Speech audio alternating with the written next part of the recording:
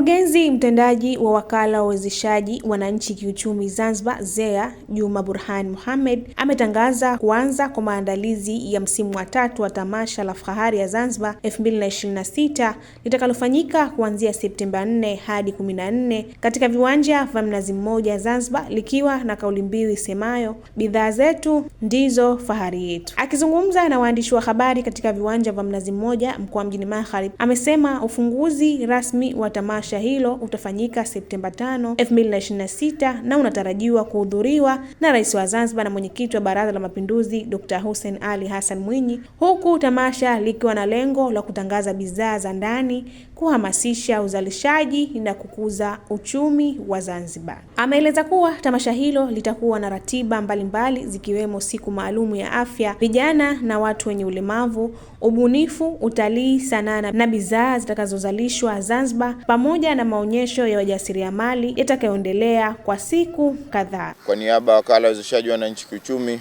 nawashukuru kwa kuhudhuria mkutano huu wa waandishi wa habari. Leo tunatangaza rasmi msimu wa 3 wa Tamasha la Fahari ya Zanzibar 2026 lenye kauli mbiu bidhaa zetu ndio fahari yetu. Tamasha litafanyika kuanzia tarehe 4 hadi tarehe 14 Septemba 2026 katika viwanja hivi tulivyokuwepo leo vya Mnazi Mmoja. Ufunguzi rasmi utafanyika tarehe 5 Septemba 2026 ambapo tunategemea mgeni rasmi atakuwa Mheshimiwa Rais wa Zanzibar na Mwenyekiti wa Baraza la Mapinduzi Dr. Hussein Ali Mwinyi. Ndugu waandishi wa habari, naomba vile nizungumzie kuhusu ratiba ya shughuli hii. Kuanzia tarehe 4 itakuwa ndo siku ambayo tunawakaribisha au karibu kwenye tamasha. Lakini siku ya tarehe 5 itakuwa ni siku ya ufunguzi rasmi. Siku ya tarehe 6 Septemba ni siku ya afya yetu. Lakini siku ya tarehe 7 Septemba ni siku ya vijana na watu wenye ulemavu. Lakini siku ya tarehe 8 itakuwa ni siku ya ubunifu, na siku ya tarehe 9 Septemba itakuwa siku ya utalii na sanaa, lakini vile made in Zanzibar product. Vile siku ya tarehe 10 Septemba 2026 itakuwa ni siku ya kodi pamoja na urasimishaji wa biashara.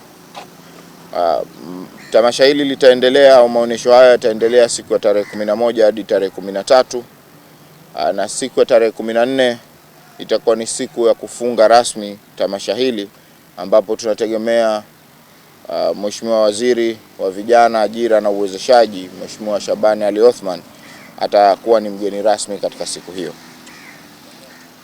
Ndugu waandishi wa habari, naomba nitaje ada za mabanda zitakavyokuwa. Ada za mabanda zitakuwa 150 kwa wajasiriamali ambao wanazalisha bidhaa za ndani, yani nikimaanisha Zanzibar na Tanzania.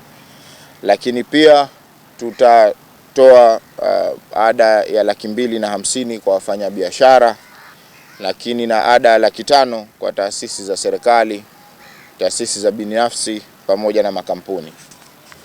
Ndugu waandishi wa habari, naomba nitoe wito kwa wadhamini. Tunatoa mwaliko kwa mabenki, makampuni ya simu, taasisi za fedha, makampuni binafsi, mashirika ya umma na wadau wa maendeleo kujitokeza kudhamini Tamasha la Fahari ya Zanzibar 2026. Hii ni fursa ya kutangaza bidhaa na huduma zenu huku mkichangia maendeleo ya uchumi wa Zanzibar. Ndugu washiriki, tunawahimiza wazalishaji, wafanya biashara, taasisi na wananchi wote kushiriki kikamilifu katika tamasha hili.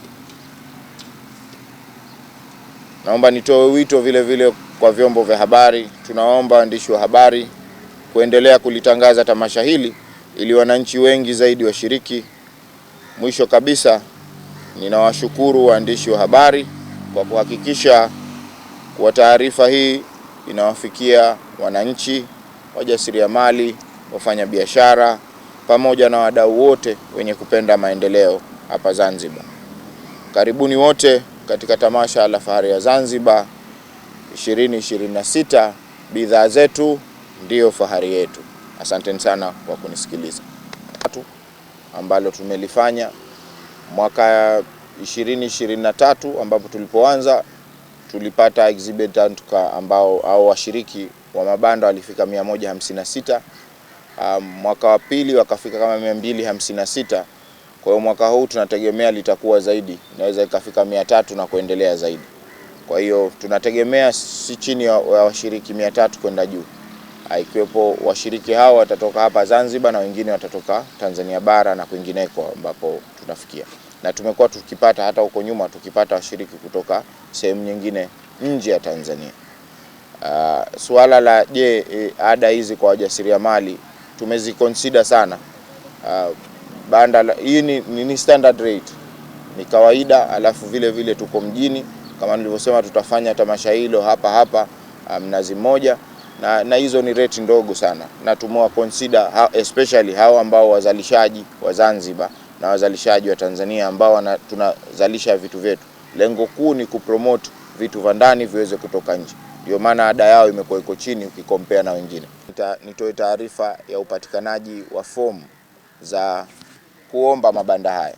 Tutatoa fomu zetu kwenye taasisi yetu ya Wakala wa Wezeshaji Wananchi Kiuchumi. Kwa upande wa Zanzibar tuko pale Migombani mkabala na Migos, na tutazitoa fomu hizo pale, lakini vile vile kwa upande wa Pemba zitapokelewa fomu hizo, zitatolewa kwenye ofisi zetu ambazo zipo Gombani.